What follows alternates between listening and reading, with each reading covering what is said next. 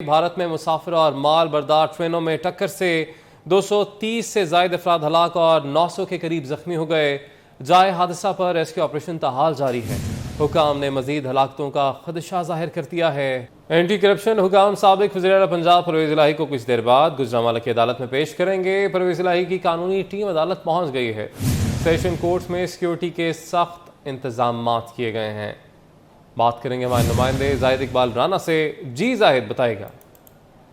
साबिक वज़ीर आला पंजाब मरकजी सदर तहरीक इंसाफ चौधरी परवेज़ इलाही को थोड़ी देर बाद जो है वो एंटी करप्शन हुकाम की जनब से सेशन कोर्ट में जो है सीनियर सिविल जज की अदालत में पेश किया जाएगा और एंटी करप्शन हुकाम की जनब से जो है वो चौधरी परवेज़ इलाही के जिस्मानी रिमांड की जो इस्तदा है वो की जाएगी। तो इस हवाले से गुजरांवाला पुलिस की जनब से सेशन कोर्ट में सिक्योरिटी के फुल प्रूफ इंतजाम किए गए और यहाँ पर अहाता अदालत में जो है पुलिस की भारी नफरी तैनात है, जबकि अदालत की तरफ आने और जाने वाले रास्तों पर पुलिस के जो जवान हैं वो भी तैनात और गैर मुतल्लका अफराद को अदालत की तरफ नहीं जाने दिया जा रहा। तो इसके साथ साथ अभी थोड़ी देर पहले जो है अहाता अदालत से तर्जमान चौधरी परवेज़ इलाही, चौधरी इकबाल और चौधरी परवेज़ इलाही के करीबी जो साथी हैं रहनुमा पाकिस्तान तहरीक इंसाफ ख्वाजा वकार को जो है वो गुजरांवाला पुलिस की जनब से हिरासत में लिया गया और नामालूम मुकाम पर जो है वो मुंतकिल कर दिया गया है। तो अभी से थोड़ी देर जो बाद है वो एंटी करप्शन हुकाम की जनब से साबिक वज़ीर आला पंजाब चौधरी परवेज़ इलाही को सीनियर सिविल जज की अदालत में पेश किया जाएगा, जहाँ पर एंटी करप्शन हुकाम की जनब से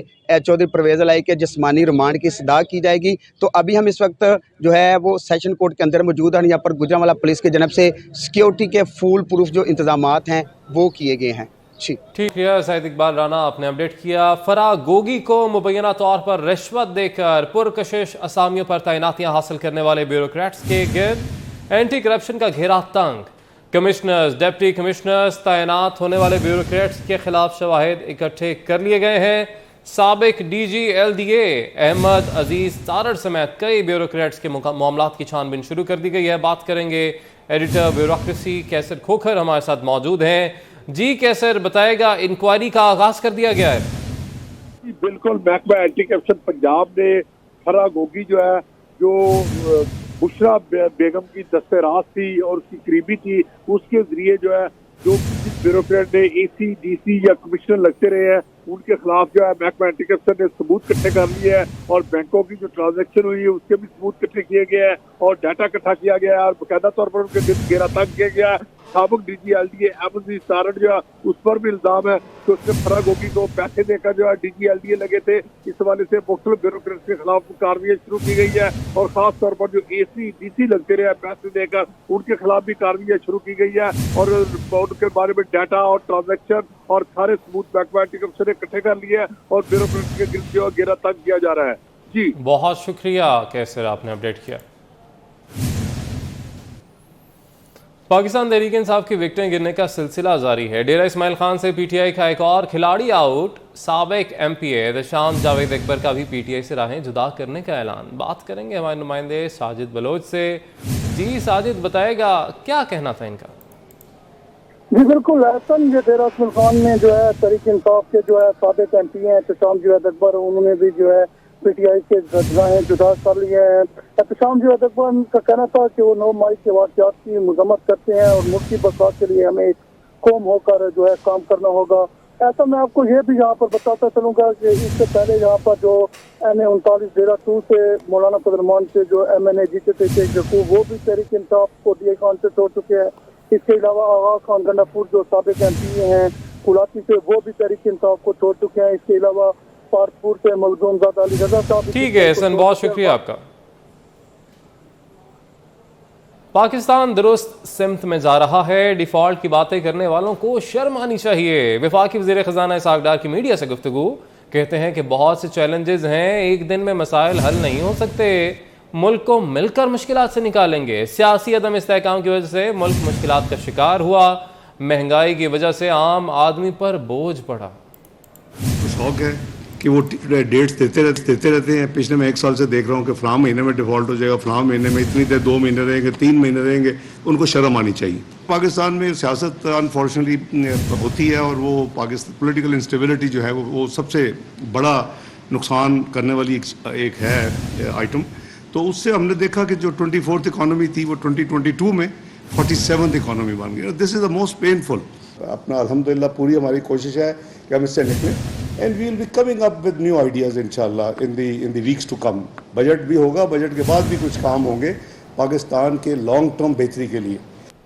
आइंदा माली साल के लिए 1100 अरब रुपए का तरक्याती बजट मुख्तस करने का फैसला। सैलाब से मुतासरा इंफ्रास्ट्रक्चर की बहाली के लिए 359 अरब रुपए का तरक्याती बजट तजवीज़ किया गया है।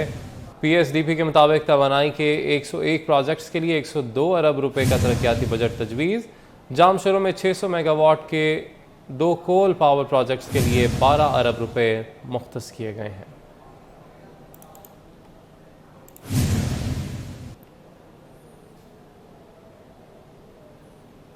आलमी शुमारियात इंडेक्स ने महंगाई के एतबार से दुनिया के ममालिक की फहरिस्त जारी कर दी है। 436% महंगाई के साथ वेनेजुएला का पहला नंबर है। महंगाई के एतबार से लेबनान दूसरे और शाम तीसरे नंबर पर है। महंगाई की फहरिस्त में पाकिस्तान छठे नंबर पर मौजूद है। पाकिस्तान में महंगाई की शरह 38% है। महंगाई की शरह मनफी में जाने से जनूबी सूडान सस्ता तरीन मुल्क करार। अपडेट कर रहे हैं आपको कि आलमी शुमारियाती इंडेक्स ने महंगाई के एतबार से दुनिया के ममालिक की फहरिस्त जारी कर दी है। 436% महंगाई के साथ वेनेजुएला का पहला नंबर। महंगाई के एतबार से पाकिस्तान का छठा नंबर है। लाड़काना में डकैती के दौरान मज़ाहमत पर डाकुओं का मोबाइल फ़ोन शहरी के हत्थे चढ़ गया। डाकू की मोबाइल फ़ोन पर SHO सच्चल अहमद अली ओडो की फ़ोन कॉल सेव होने पर SSP लाड़काना ने वाक़े का नोटिस लेकर ASP को इंक्वायरी अफसर मुकर्रर कर दिया है। बात करेंगे हमारे नुमाइंदे अब्दुल खालिक मुगैरी से। अब्दुल खालिक, क्या मामला है ये?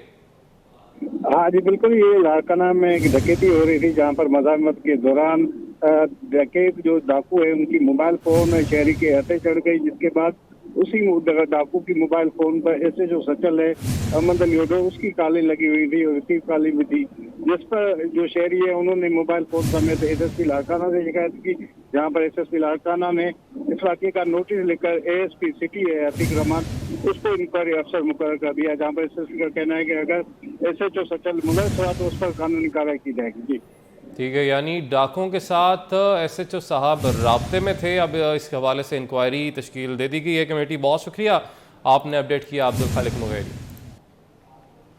पाकिस्तानी नयाद सर्जन का बरतानिया में बड़ा कारनामा। सर्जन डॉक्टर आमिर रजा दस्ती ने एक दिन में 12 गायनी से मुतल्लिका पेचीदा रोबोटिक ऑपरेशन करके बरतानिया में तारीख रकम कर दी। डॉक्टर आमिर रजा ने कहा कि खुशी है कि पाकिस्तान के एक छोटे से गांव से अपने सफ़र का आगाज़ किया और आज लंदन में जदीद रोबोटिक ऑपरेशन सर अंजाम दे रहा हूँ। मज़ीद जाने हमारे नुमाइंदे अजमत आवान से। जी अजमत, बताएगा।